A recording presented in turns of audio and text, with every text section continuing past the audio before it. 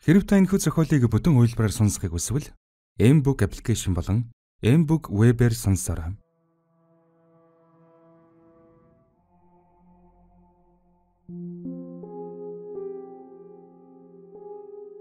7 дугаар хэсэг.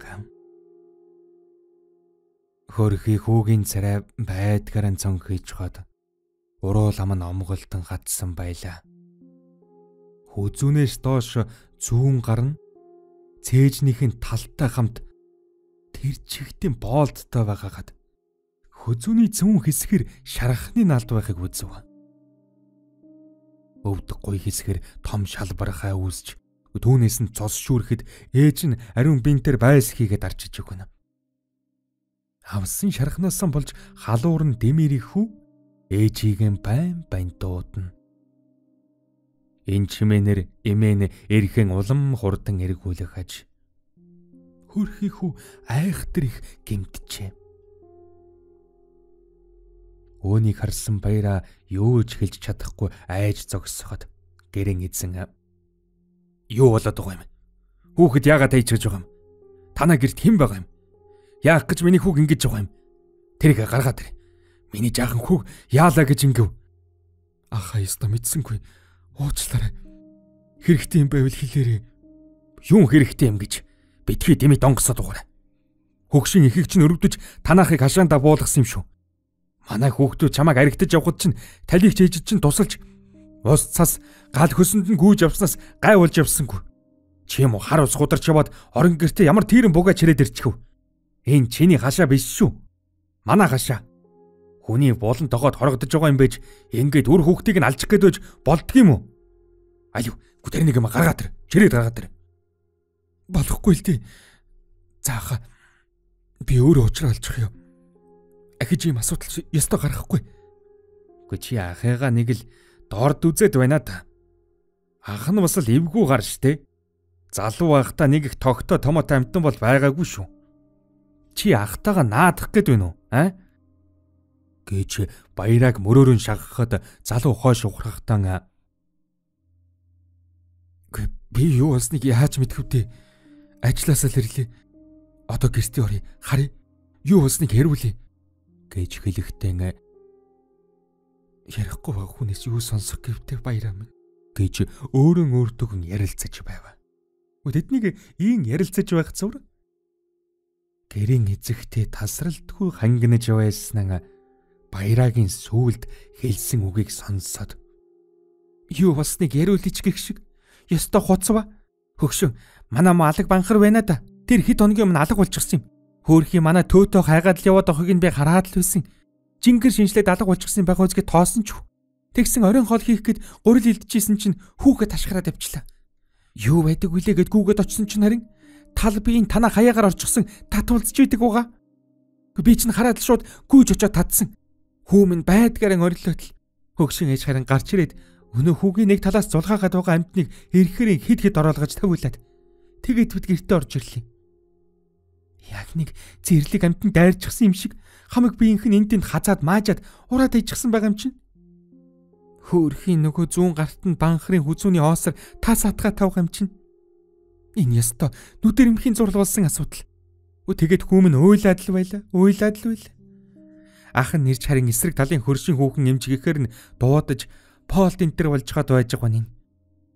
Шархнууд нь хичнээн күн болоод хүүмэн ингээд л халуурч явахвд. Ёстой хэлэх үг алга. Өнөөдөр хүүгэн барьчихлаа. Маргааш намайг барих уу? Хөөе. Хөөж явал надад муу гуйлагчингаа гэв. Нөхөр нь төөний өмнөөр орж танаа гэрт хэн байгаа юм? Алив хамт оръё гэж ирээд л том дугаар хаш орчино. Тэгж байтал гэрийн дээр гарч чад өрхөөр нь гэрэл тусхан харж байсан өсвөр насны хүү амьсгаацаар гүн орж ирлээ. Хава гэрт нь эмээ вэ? Энэ баяраахын ээж гэж хэлээд өвдгөн түшин амьсгадлаа. Томчууд сонссон тон итгэсэнгүй. Бүгд таг дуугүй болох үйсэд эрг хэрэгүүлж суусан хөгшин сандарч уйлж эхэлхэн тэр. Үүнийг ганцхан баяраал анзаарав. Тэр өдөр Баяраа гэтэд гэрээсэн хариу сонсолгүй хөөж гаргаад 7 хоногийн дотор нүүгээрээ гэхээс үр зүйл хэлсэнгүй. Баяраа гэртээ орж ирэхэд ээжийнх нь өмссөн дээлийн ингэр энд тэнд цус болчихсон. Үрчиж умайсан үзэгдэв. Залуу орон дээрэн очиж суугаад хэрэгхээ мэдэхгүй тонгойж толгоог нь тэрвэрч суугатан тисэлгүй уйлжээ. Орчлон дээр хэдийн ойр ганцаараа үлдсэн гэдэгтэйгэн тэгэхэд анх удаа эвлэрч тэсэхгүй юм бэрхий тавиланг бие сэтгэлдэн анхлан хүлээн авч зөвшөөрч байгаа нь энэ. Маргааш нь ажилдаа явахдаа Баяраа том цоожоор хаалган гаднаас нь битүүлж түгжиж байхыг гэрийн эзэн цонхорон харжээ. Баяраг хашаагаараа дөнгөж гаргахад ээж байсан цайгаан дундуурлаж үлдээгээд том хүүгийн орноос нь дуудан босгов. Үдэд хувцслаж худаг шийдэн бэлтгэж бүсэндээ хавжуулж явахыг харсан хөгшин ээж нэ. Ийм биш үү дээ хөө. Энийг л муу совин татаад байна. Амьдын юм бол байхгүй шинжтэй санагдаад унсан шүү. Үгсэн. Өдийг наслахад юу эсийг үзэхвдээ. Эдэр ёсоор хар шөнөөр махаж ирэхэд замд 9 бусын мүзэгдэл байла. Ёстой чиг тоогоогүй дээ. Хүүгийн минь ийм болгоод хайжсан байхад эцэг хүн байж яаж зүгээр байдаг юм. Орноо. Гэхэд эхнэр нь дэмнэж орсон дээр ёстой нэрээ дээрлэж байхгүй юм уу юмнууд. Анхнаасаа л чамд хэлсэн штт. Ийм муухай гуйлагчин түлэгчин аригчин үнтэй айл хөршвэн гэж байхгүй. Хашаандаа өөр хүн хідэн төгрөг аваад буулгая гэж. Чухам л сайн хүн болж буулгасан. Одоо хүү чинь чиний горыг амсаж байна заа юу? Чи ямаас уух яах вэ? Тэр цаан зөөц би аваад ил. Үнэн штт. Хүн шиг байсан бол юу гэж хүмүн ийм болох вэ? За, би ороод учрыг нь олоодох ёо. Нүдэн дээр ажил явдлыг нь хийж байсан хүн яаж тэр дотор байдаг юм? Энийг нойрны хүүдий буруу харсан уу яасан? Өөрөө орж хармаар санагдаад байгаа юм. Гэр дээр нь гараад л харж гал та. За бойлж үзье. Хэдэн үнийг нэвдээд бүтэн гэрийн өрөнд орчихсон зүгээр. Тэрнээс ганц нэг цоожиг бол төлчихин шүү. Гэд багаргалтай наргагүй мар хөөхөрөхөд том хүн нүдэн нухлан босоод хувцсаллаа. Нөхөр нь гэрийнхэн шаахайг углаад гаргахад түүний гарт нарийн цөөц байв. Үүнийг тэр төгжээтэй цоож онголгохтон хэрэглэнэ гэж бодож гартан барьжээ. Түүнээс өмөдний халаас зүүсэн бүсэнд нь хэдэн худаг зүүлгээтэй буй. Том хүн нойрноос ч бүрэн сэрсэн янзгүй аавынхан араас даган гэлдрэв.